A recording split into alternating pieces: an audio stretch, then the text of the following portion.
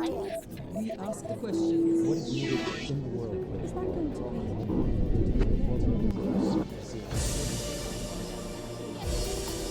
At least 10,000 dead, 1.8 million displaced, 100,000 in UN protection camps across the country. Just over 3 years after the world's newest country was founded, South Sudan is in deep trouble. Its president, Salva Kiir, has struggled to contain a rebellion led by his former deputy, Riek Machar. It dates back to December 2013, when Vice President Machar was sacked by Kiir. Violence erupted amongst the Presidential Guard in the capital Juba and sparked a series of massacres on both sides. Now, sexual violence is said to be at the worst levels in the world. Child soldiers are being forced to fight, and aid agencies say millions could be on the brink of famine. Here in Juba, all is quiet, but just a few kilometers from here, more than 27,000 people are packed in UN protection camps, many too scared to leave. And there have been more deaths in the north as fighting has resumed between rebel and government forces as the rainy season draws to a close. There's been a series of broken deals and ceasefires. Progress was made in Tanzania 2 weeks ago when all parties agreed to take collective responsibility for the conflict. Today on Talk to Al Jazeera, we meet Salva Kiir in Juba as another round of negotiations is ongoing in Ethiopia in a bid to forge a long-lasting peace. Talk is in the air of a power-sharing deal, but just what will it take to end the bitter rivalries that have engulfed South Sudan?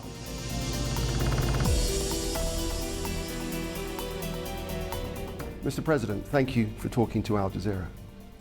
You're most welcome.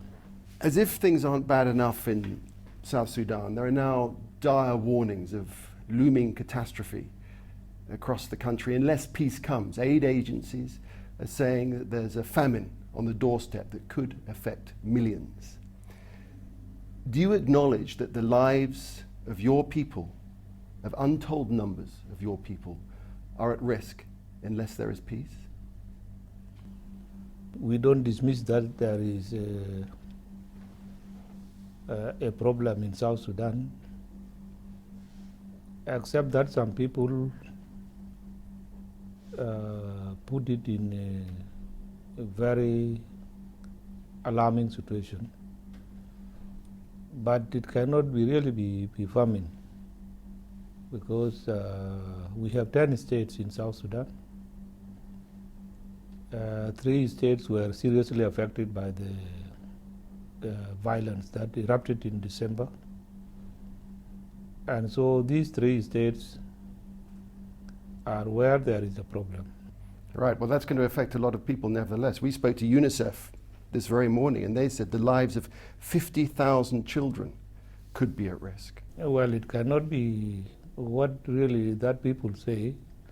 Sometimes people just give a figure to ask for funds from the international community. I don't deny that there are no people suffering in the camps, because this is something they have subjected themselves to. There was no reason for people to run into the camps.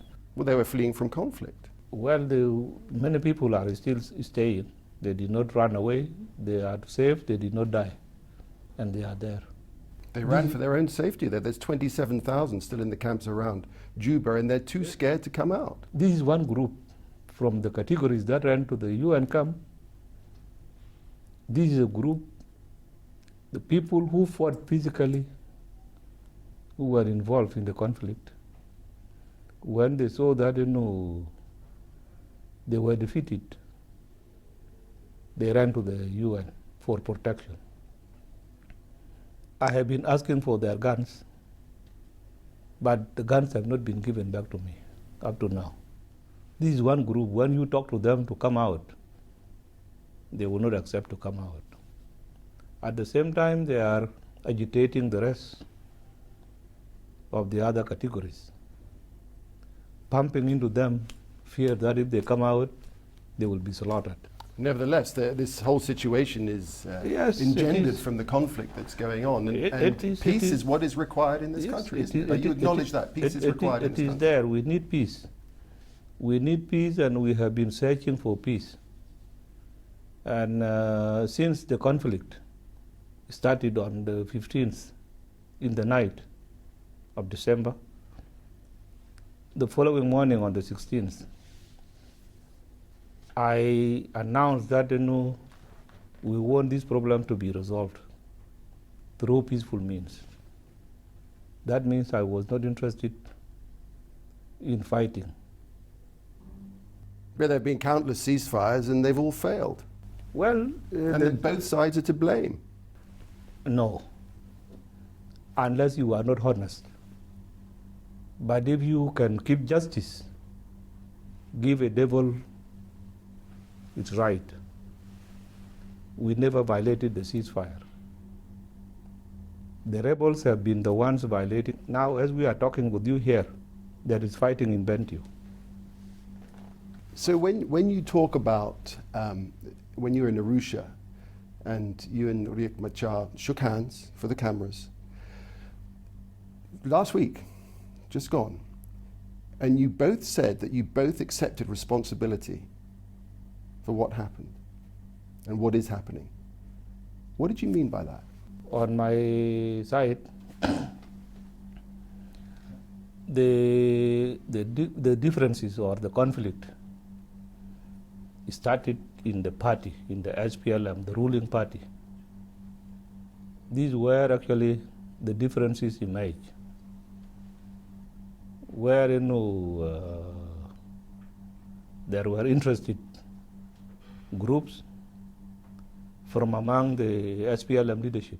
So you're talking about responsibility for the political situation inside the leadership, not about the murders, the gang rapes, all the issues that are going across the Unless country. if you don't want me really to tell you the story. Go ahead. Mm-hmm. So it is the truth that the differences started with the political leaders in the SPLM. And those who were defeated in a democratic way of voting resorted to arms at the end of the day. These are the people who attacked, thinking that it was easy for them to seize power and political power by force of arms. All right, well, so talks are ongoing right now in Addis, as you know, in Addis Ababa. How far away are we from a peace deal now? Will there be a peace deal in 2 weeks? What do you think, Mr. President? I cannot say. What will it take for there to be a peace deal? If you are really interested in to know when will the peace come to South Sudan, you better ask Riek Machar. Because for me, I am for peace. I have never attacked him in his position. He's the one attacking. But you'll have to compromise, won't you? You'll have to compromise. You'll have to I don't negotiate. compromise alone. I compromise when I talk to somebody and he understands me. So this idea that you both share power, is that feasible? No, there is no sharing of power here. There is to be an agreement. If we reach an agreement to stop fighting, we will go for elections. Elections next year, in 2015. Whatever it is. Well, it's quite important to know, Mr. President, isn't it, when the elections would be? Elections were supposed to be in 2015. But because of this crisis, it has not allowed enough time even for the review of the Constitution so that we write a permanent constitution. Well, let me ask you this. For Mr. Machar to accept any deal, you both have to accept it for it to happen. For him to do that, he has to know that there's a possibility of power sharing up ahead. I mean, he's made it pretty plain that's what he wants. So would you make that compromise for the sake of the nation? When you talk about sharing power with Riek Machar, how do we share power? Between tribes? Or between the SPLM itself? One party cannot share power. Well, you could have a system whereby you're president and he's prime minister and he's advocating for executive powers as prime minister. Well, I have already accepted that there can be a position of a prime minister, although it is not in our constitution. I have accepted it. That is a big compromise, but not an executive prime minister. An executive Not prime an executive prime minister. Not executive so prime it would be a minister. prime minister but with no power.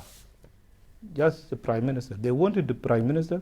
I said, okay, let us go in. But let us see what powers does that prime minister have when we come to the final agreement. Well, for Riek Machar to accept a peace deal, there needs to be a compromise. Riek Machar to accept the peace deal is for me to resign and go. This is his condition. And because he failed to achieve it by military means, he would want to negotiate it through this peace deal. That is negotiated in, and I'm negotiated out. This is the only compromise that he will accept. On my side, I promise to the people that, I cannot be the source of their suffering. Anything that will relieve them from all these difficulties today, I will go for it. So you say that you could work with him in government, but hasn't too much happened? This is the man that you sacked as vice president in May 2013. This is the man that you say plotted a coup, incited a rebellion against you. And this is the man who blames you and says that you behaved like a dictator. I guess the question is, how can there be any going back? How can you work together under those circumstances? Who is a dictator now? If you judge us, two of us, whom can you take as a dictator? Me or him? What have I done? It's been argued that rivalry between you, a Dinka, and Riek Machar, who's a Nuer, had once again pitted South Sudan's ethnic groups against each other. But you've played this ethnic dimension down, haven't you? Why is that? No, it is not an ethnic conflict. And let me really assure you that this was not an ethnic conflict. But there's no doubt that now, however it started, politics might have been the catalyst, but now it's about tribal loyalties, isn't it? It is not. It is not, I swear it is not. If you go to Dinka lands now, you will find the Nuer residing there. And they ran away from their land, the Nuer land. They ran away because they were threatened by their own people, the Nuer. And so you don't think this... And they took refuge go to my estate, where I come from. You don't think this goes back to the enmities, going back to the Civil War? No. It is Riek who is actually tribalizing it, because he mobilized what he called a white army, which he did 1991. He always mobilizes his tribe, and he calls them, these are civilians, he calls them white army. Let's move on to your relations with Sudan. What do you think about the possibility of the Sudanese president, Omar al-Bashir, running for a fourth time? That is not my question.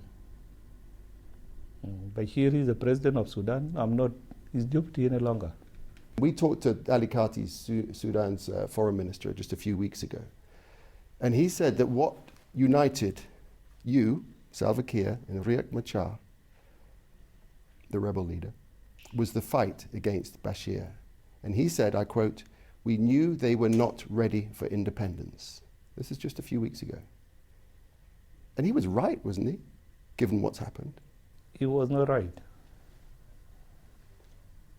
He was not right. If he was right, then how did South Sudanese convince themselves to vote overwhelmingly? But given what's happened in the country, the conflict that has ensued since independence... Conflicts are everywhere. Take Central African Republic. When did they attain their independence? So you think it's all part of the birthing process of a new country? What happened in other countries, like in West Africa, Liberia, Sierra Leone, and all these countries? So this conflict, 10,000 dead, 1.8 million displaced, is just inevitable, part of the process of becoming a new country? No. We never expected actually any problem in South Sudan. So what happened? This was something created by the people who were hungry for power, and they wanted power now. Instead of waiting to follow the process of the constitution, they just jumped into it overnight, and this is the result of it. Of course, your oil, as you said, flows into Sudan. You've been waiting for years for independence to harness the oil profits to develop your country. You get 98%, I think it is, of government revenue from oil sales. The potential is huge, too, but isn't it that very potential that drives corruption and rivalries right up the chain of command? It's been a real problem for you, hasn't it?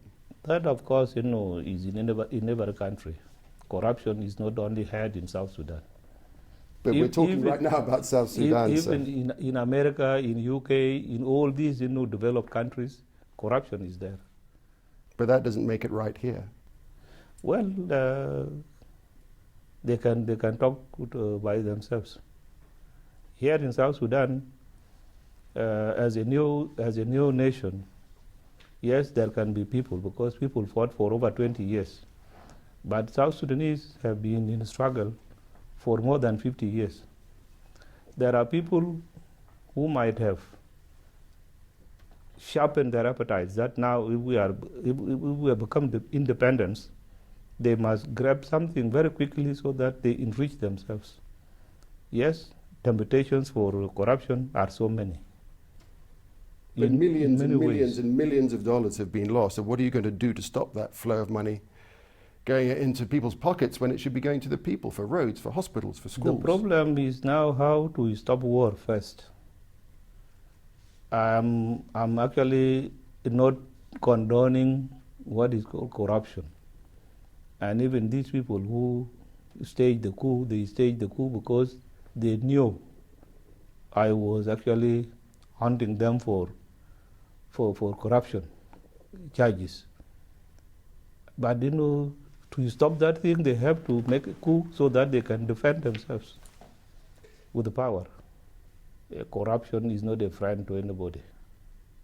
It's the worst enemy, and we call it cancer. A key aspect of the current conflict has been sexual violence, including rape and gang rape, forced marriage and sexual slavery. What efforts is the government making to deal with the fallout and the bitterness that this engenders? Why don't we separate the issues? If it is rape, it was not there as when individuals happen to rape in certain sectors, they are punished. But if there is any rampant rape now, it is with the group of Riek Machar. Well, according to the UN Special Envoy of Sexual Violence, Zainab Bagora, she says that levels of rape and sexual violence in South Sudan are at the worst she's ever seen, and she says both sides are to be blamed. These crimes, she says, have been committed by all parties to the conflict. All parties to the conflict. No, I don't agree with. I told her here when she came, and I told her that you better be fair. Tell the truth in front of God, even if you cannot tell the truth in front of anybody. But why would she lie? Why would she lie? Huh? Why would she lie? She would be lying when she says both parties are to blame. But why would she make that statement if she didn't think it was true? I don't know. When you want to be biased, even now when you are asking me questions, you can go and turn them the way I have not said them. I'm curious to know what made you the man you are, Mr. President. Can we hear something of your childhood? What forged you to lead you to this point in time? Well, I'm sorry, I cannot tell you the whole. It is very long story. And so, as I told you, that people of South Sudan suffered for long. We went through difficult, very rough roads. And so we have to resort to fighting. Whether we were small or big, we have to take that choice. And so how I came to this position is not my making. It is the people who brought me in. You love your land. I fought in the battlefields. Yes, I did not die. I fought because of love for my country. If I did not love my country, I would have not fought. And so it is a question that actually that I cannot expect to be asked for by anybody. But your love of the country must make it all the harder to take. Pardon? Your love of South Sudan must make it even harder to take what's happened since independence. This almost reversion to a dark past that we're seeing now. I always say that we have entered into the darkest page of our history, because we never worked for independence to come and fight among ourselves. That was not the aim. Otherwise, we could have left South Sudan to remain under Bashir. There was no reason for us fighting to lose so many people. During the fighting, we lost millions of people. We thought that was the price for independence. And anybody with his or her sounding mind would not just think about these things to happen after 2.5 years from the independence. Yeah. It is very painful, but it has happened. You know those long dark hours of the night and everybody in this world can't sleep and their head is spinning and whatever's troubling them in their lives keeps them awake. You know what I mean? Go on. Does that happen to you? What keeps you awake at night? Many things can keep me awake. Yeah. But you, like millions of South Sudanese, dreamed of independence, and your dream was not what's happening now, was it? Well, I said that we never expected this thing to happen. That was not the dream of the South Sudanese people. I believe if Riek Machar did not dream about it, but because his greed of power brought us to this situation. And so I don't blame myself when I spend sleepless nights. I spend sleepless nights not to blame anybody, but to go back to ourselves. But do you lie there and worry about your people? I'm a leader. No leader that cannot worry about his people. I'm a leader. I'm concerned about what is happening in South Sudan. Mr. President, generations of children have gone without education here. To those children now in protection camps around the country, scrabbling around on the rubbish dumps here in Juba, displaced from their homes, what message of hope can you give them right now? I have given them so many messages. I always say that I'm your president. You people who are in the UN camps, I'm your president. You voted for me during the elections. Whatever that went wrong, you have to come out. Don't subject the small children to all these hardships. They should have come out. Can you promise them peace now? Peace cannot be brought by one person. It takes two people to bring peace. If Riek is not willing to accept peace, how do I bring peace? I cannot bring peace alone. Mr. President, thank you for talking to Al Jazeera.